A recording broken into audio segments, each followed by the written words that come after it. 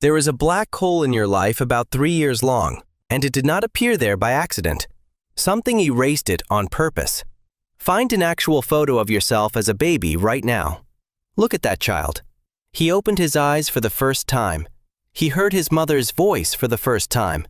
He took his first steps, said his first word, and you remember exactly none of it. The usual answer is that the brain simply was not ready yet, too small, too raw. That explanation is convenient. It is also wrong. Your baby brain was not failing to record your life. It was recording everything. The problem was never that the memories failed to form. The problem is that something destroyed them after they were already there. In 1905, Sigmund Freud gave this phenomenon its first name, infantile amnesia. He was right that something real was happening. He was completely wrong about why. Freud decided the child was repressing these memories because they were tied to something shameful, something sexual by nature. It took science more than 100 years to confirm that the phenomenon itself was real and to throw out his explanation entirely. So if it was not repression, what was it? Here is something strange that was proven back in the 1980s, and it flips the whole question upside down. It turns out babies are perfectly capable of remembering, just not in the way you would expect. Psychologist Carolyn Rovee-Collier at Rutgers University stumbled onto her experiment almost by accident, tying a ribbon from her own fussy infant's ankle to the mobile above the crib. The baby quickly figured out that kicking made the mobile move. A week later, she brought the same baby back under the same mobile. He started kicking immediately, before the ribbon had even gone tight. He remembered. Even 3-month-olds held on to that connection for days. After 2 weeks, the memory faded, but for a while it was unmistakably there. Rovee-Collier also noticed something else.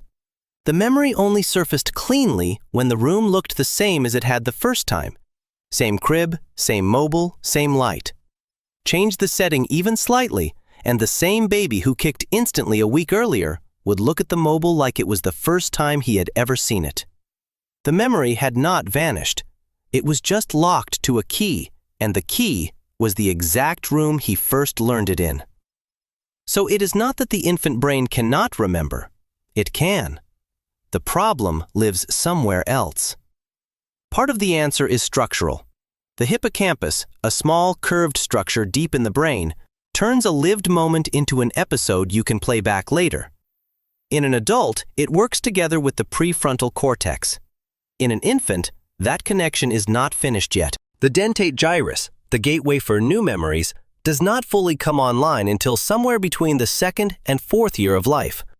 So a baby can hold a short-term memory just fine.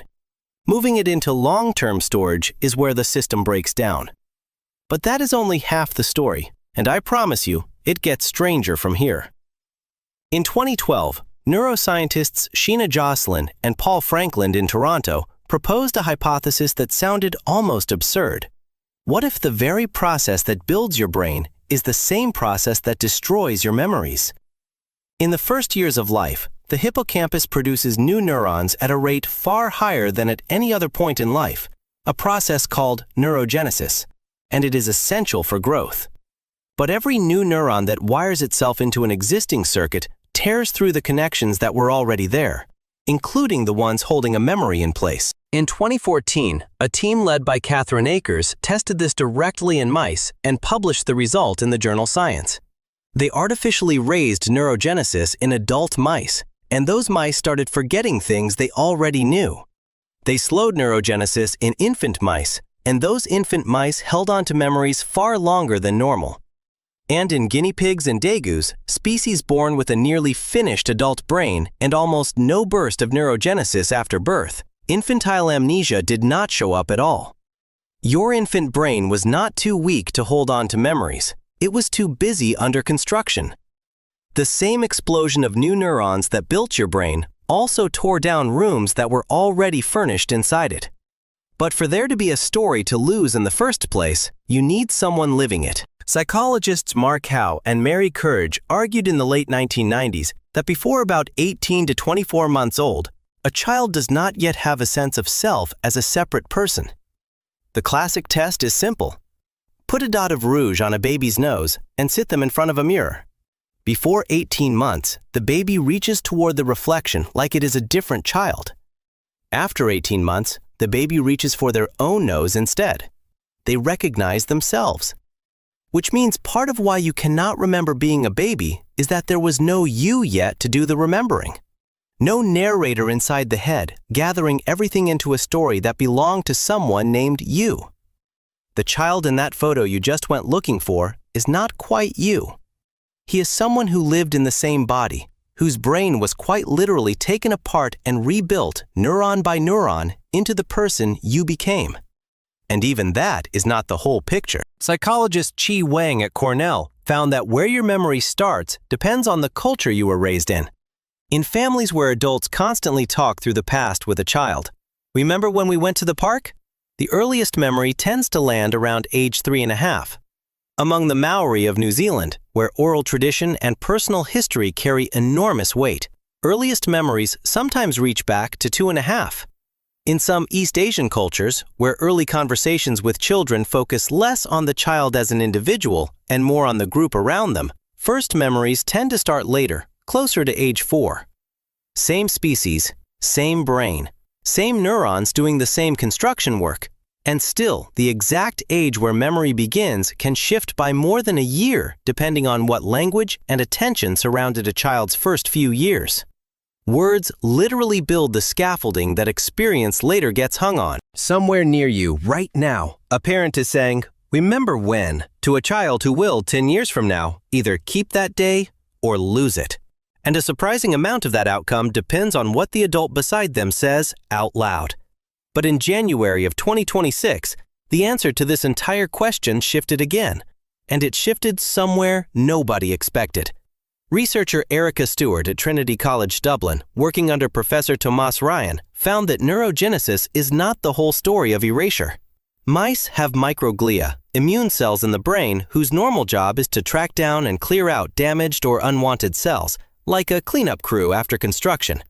Stewart and Ryan showed that in the infant brain, microglia are not clearing debris. They are eating the memory traces themselves, entire synaptic connections tied to one specific remembered scene. To watch this happen, the team tagged what are called engram cells with a glowing marker, the exact neurons that light up when a mouse recalls one particular frightening moment. In ordinary pups, those glowing cells faded fast. When microglia activity was blocked, the same cells kept glowing for weeks. The memory stayed physically readable inside the brain, right where there was normally supposed to be nothing left. Infantile amnesia nearly disappeared. The memories that should have vanished stayed in place, and the scientists could literally watch them glow. Your brain was not just rebuilding itself and losing the past as a random side effect of growth. There was a dedicated cellular crew inside it, whose actual job was clearing out specific memories while you were too young to notice anything was missing. And here is the honest question worth asking, one I do not think anyone has fully settled yet. Could forgetting actually be protecting you? Guinea pigs and dagus are born with a brain that is nearly finished, and they do not get infantile amnesia because they never get the growth spurt that causes it. Humans and mice pay in forgetting for the exact thing that lets them arrive unfinished, and then finish building themselves at a blistering pace, learning faster than almost any species born ready-made. Maybe forgetting is not a malfunction. Maybe it is the price a mind pays for being able to learn as fast as only an infant can. Go back to that photo. That child did not lie to you, and he did not steal anything from you either. Microglia in his brain were literally clearing out old rooms, while new neurons acted as the construction crew building the ones you live in now. Every person you have ever met carries the exact same black hole across their first years. Not because a brain failed, because it was busy with something more important than remembering. It was building you. And to do that, it had to take apart the person you used to be, wall by wall. If looking at your own baby photo feels a little strange after this, good. That means it worked. And if there is a child in your life right now, some of what is happening to them today will never become a memory. Not because the day did not matter, Because somewhere in their head, a cleanup crew is already at work, clearing space for whoever they are about to become.